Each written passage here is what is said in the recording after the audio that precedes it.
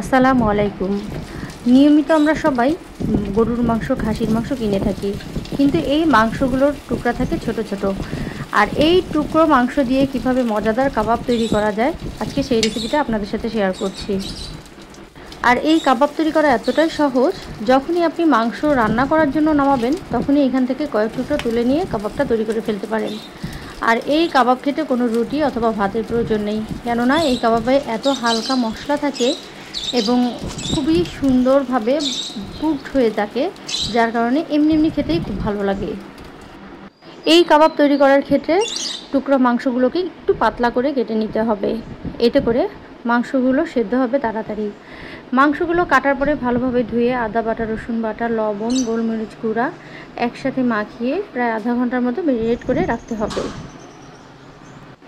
কিভাবে আমি এই কাবাবগুলো তৈরি করে নিয়েছি সেটা এই ভিডিওটা দেখলেই বুঝতে পারবেন। পাশাপাশি এই কাবাব দিয়ে আমি খুব সহজভাবে মোমো তৈরি করে নিয়েছি, সেই রেসিপিটাও এখানে রয়েছে। আশা করছি আপনারা পুরো ভিডিওটা দেখবেন এবং বাসায় পরবর্তীতে বানিয়ে খাবেন।